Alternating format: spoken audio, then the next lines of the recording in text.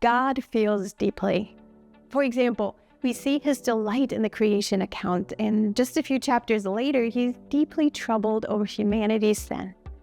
Jesus also gives us a glimpse of God's emotion when he cries over Lazarus' death or gets angry at those using the temple as a shopping mall. Biblical characters like Job, Elijah, David, and Hannah experienced deep emotional struggles, from grief and despair to hope and joy. Even an unborn baby, John, displayed emotion in the presence of Mary and Jesus. Feelings play an important role in how we navigate life. They offer depth to our experience and can provide wisdom to our choices. Feelings can also be overwhelming, confusing, and lead to destructive actions. So let's learn more about emotions and how we can use them for our advantage.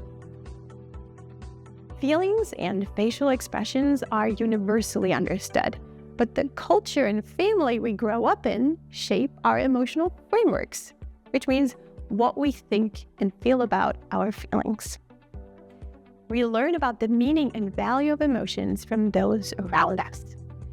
John Gottman, a well-known marriage and family therapist, emphasizes the importance of emotion coaching for good parenting, where parents acknowledge, validate, and help children understand and regulate their emotions.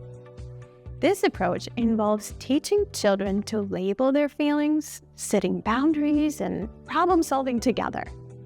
By viewing negative emotions as opportunities for growth and connection, parents can build trust and confidence in their children, promoting healthy emotional development and self-esteem.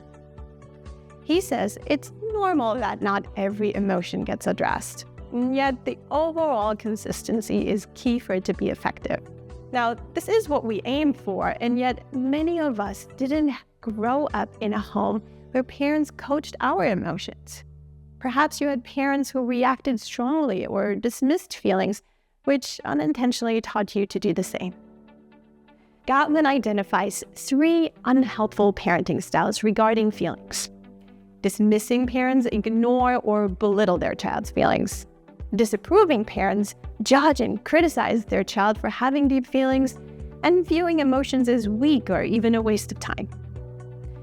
Laissez-faire parents allow their children to feel any emotion, but without guidance. When feelings aren't recognized, it creates a gap between a person's inner world and the outside. If parents respond inconsistently, the child becomes confused about interpreting their experiences. Then they struggle to trust and regulate their feelings. This can lead to a set of false beliefs about feelings. For example, I shouldn't feel sad. I have so many good things going for me. Or, my feelings are really not that important. As a result, children grow up lacking emotional intelligence, and as adults, may struggle to help their children cope with feelings.